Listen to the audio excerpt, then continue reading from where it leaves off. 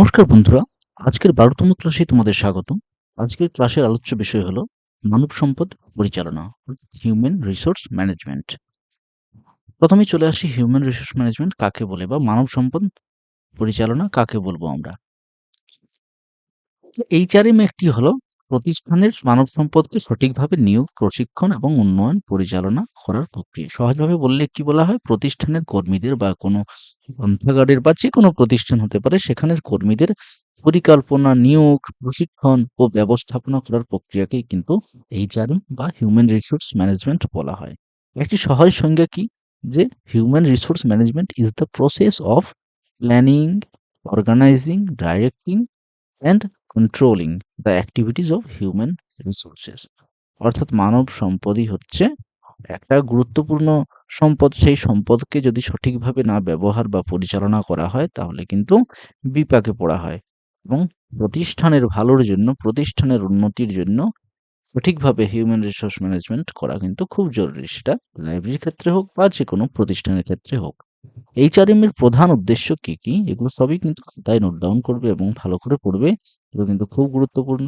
যে প্রতিষ্ঠানের যোগ্য কর্মী নিয়োগ করা, কর্মীদের দক্ষতা উন্নয়ন করা, উৎপাদনশীলতা বাড়ানো, কর্মীরা যাতে সন্তুষ্ট থাকে সব সময় সেই সন্তুষ্টি বজায় রাখা, এবং প্রতিষ্ঠানের যে টার্গেট বা লক্ষ্য সেই টার্গেট অ্যাচিভ করা বা লক্ষ্য অর্জন করাই হলো এইচআরএম এর প্রধান উদ্দেশ্য। তাহলে এই পাঁচটি যে উদ্দেশ্য রয়েছে সেই পাঁচটি উদ্দেশ্য তোমরা ভালো করে জানবে। এবং প্রধান কাজ কি থাকে? হিউম্যান রিসোর্স ম্যানেজমেন্টের প্রধান কাজ সাধারণত দুই ভাগে ভাগ করা হয়। কয় ভাগে? দুই ভাগে। একটা হচ্ছে কি ম্যানেজেরিয়াল ফাংশন। এই ম্যানেজেরিয়াল ফাংশনের মধ্যে কি কি থাকে? প্ল্যানিং থাকে, অর্গানাইজিং থাকে, ডাইরেক্টিং থাকে আর কন্ট্রোলিং থাকে। তা এই ম্যানেজমেন্ট বলতে, প্ল্যানিং বলতে মানব সম্পদের পরিকল্পনা করা। উদাহরণ, কতজন কর্মী লাগবে, কি ধরনের কর্মী লাগবে, তাই তো?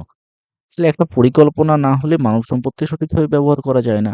আমার গ্রন্থাগারে হয়তো ১০ জন গ্রন্থাগার কর্মী রয়েছেন। ঠিক আছে? এই কর্মীদের আমরা কিভাবে কাজে লাগাবো? কি ধরনের দক্ষতা আছে তাদের মধ্যে, এবং তাদের দক্ষতা অনুযায়ী সেই কাজে লাগানো, এগুলোর জন্য সবই কিন্তু পরিকল্পনা করে দরকার। ওকে। দ্বিতীয়ত হচ্ছে কর্মীদের কাজ ভাগ করে দেওয়া। কাজ কি করলো? ভাগ করে দিল। তৃতীয়ত ডাইরেক্টিং। কর্মীদের কাজ করার জন্য নির্দেশ দেওয়া, কে কোন কাজ করবে, কার দক্ষতার সাথে কোন কাজ ম্যাচ করে, সেই ম্যাচ অনুযায়ী তাদেরকে কাজ দেওয়া। কন্ট্রোলিং করা অর্থাৎ নিয়ন্ত্রণ করা, কাজ ঠিকভাবে হচ্ছে কিনা তা পর্যবেক্ষণ করা, এবং কোন কাজ কতটুকু হচ্ছে সেটাকে নিয়ন্ত্রণ করা, সেটাকে দরকার হলে সেই কাজটার বাড়ানো, সেই কাজটার সংশোধন করা কোনো ভুল থাকলে, এগুলি হচ্ছে এইচআরএম এর প্রধান কাজ। দ্বিতীয়ত হচ্ছে অপারেটিভ ফাংশন। এই অপারেটিভ ফাংশনে আমরা কি করব? রিক্রুটমেন্ট করা, নতুন কর্মী নিয়োগ করা, যোগ্য প্রার্থী নির্বাচন করা, ট্রেনিং অ্যান্ড ডেভেলপমেন্ট, কর্মীদের প্রশিক্ষণ দেওয়া, কম্পেনসেশন, বেতন বা অন্যান্য সুবিধা দেওয়া, পারফরম্যান্স অ্যাপ্রেইজাল অর্থাৎ কর্মীদের কাজের মূল্যায়ন করা, তারা কতটুকু কাজ করছে, কত ভালোভাবে করছে, কে কোথায় ভুল করছে, এবং কাকে আবার উৎসাহ দেওয়া দরকার, এগুলোও কিন্তু অপারেটিভ ফাংশনের বা এইচআরএম এর একটা মূল উদ্দেশ্য। তো এই উদ্দেশ্যগুলো যদি সফল হয় বা এই উদ্দেশ্য, এই কাজগুলো যদি করা হয় ঠিকঠাক, তাহলেই কিন্তু একটা প্রতিষ্ঠান সঠিকভাবে চলতে পারে, তাই না? আমরা যেকোনো প্রতিষ্ঠানের ক্ষেত্রেই কিন্তু এগুলো দেখতে পাই বা দেখার আশা করি। প্রমোশন, যোগ্য কর্মীদের আবার কিন্তু পদোন্নতি দেওয়াও কিন্তু একটা কাজ। এরপরে এইচআরএম এর গুরুত্ব কি কি রয়েছে? যেকোনো প্রতিষ্ঠানে, সেটা লাইব্রেরি হোক, বিদ্যালয় হোক বা কোনো কোম্পানি বা যেকোনো অফিস হোক, সেখানে এইচআরএম খুব গুরুত্বপূর্ণ। প্রতিষ্ঠানের উৎপাদনশীলতা বৃদ্ধি করে। অর্থাৎ কোনো যোগ্য ব্যক্তিকে সেই যোগ্য স্থানে যদি কাজ করানো হয় তাহলে সেখানে তো অবশ্যই প্রতিষ্ঠানের উৎপাদনশীলতা বৃদ্ধি হবে। কর্মীদের দক্ষতা উন্নত করবে। কর্মীদের যে এফিসিয়েন্সি বা যে স্কিল, আ তারা সেটা যদি আবার একটু বেশি স্কিল অর্জন করে, বেশি অভিজ্ঞতা থাকে, বেশি দক্ষতা থাকে, তাহলে সেই প্রতিষ্ঠানও কিন্তু লাভবান হবে। তাহলে কর্মীদের দক্ষতা বা কর্মীদের উন্নত করা মানে সেই প্রতিষ্ঠানকে উন্নত করা। এটাই হচ্ছে একটা গুরুত্ব। প্রতিষ্ঠানের সুষ্ঠু পরিবেশ তৈরি করা, প্রতিষ্ঠানের লক্ষ্য অর্জনে সাহায্য করা। এগুলো হচ্ছে ইম্পোর্টেন্স অফ এইচআরএম।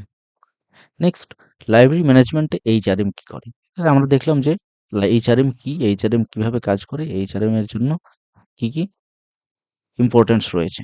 তো একটি লাইব্রেরিতে যদি হিউম্যান রিসোর্স ম্যানেজমেন্ট থাকে, থাকাটা দরকার, কারণ লাইব্রেরিতে হিউম্যান রিসোর্স ম্যানেজমেন্ট খুব গুরুত্বপূর্ণ। এখানে লাইব্রেরিয়ান, অ্যাসিস্ট্যান্ট লাইব্রেরিয়ান থাকে, তারপরে কি থাকে?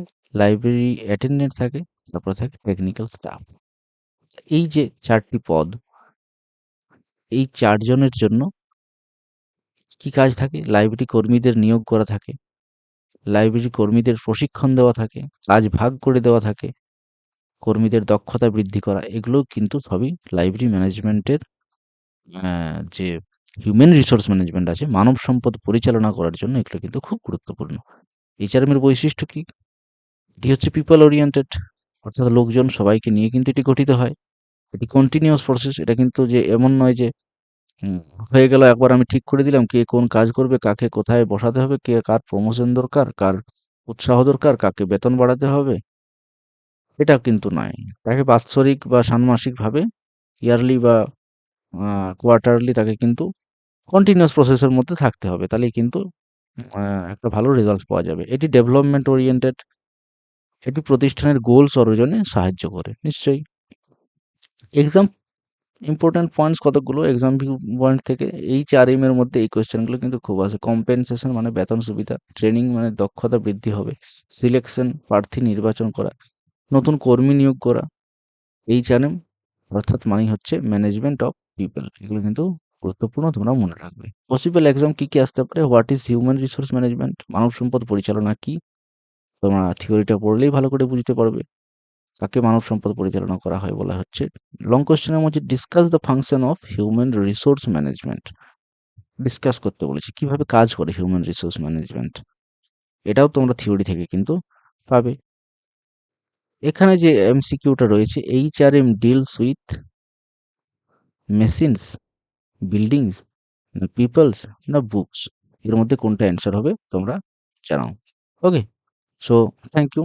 পরের ভিডিওটা খুব তাড়াতাড়ি আসছে। এই ক্লাসগুলো তোমরা করে যাও এবং খাতায় লিখতে থাকো। ধন্যবাদ।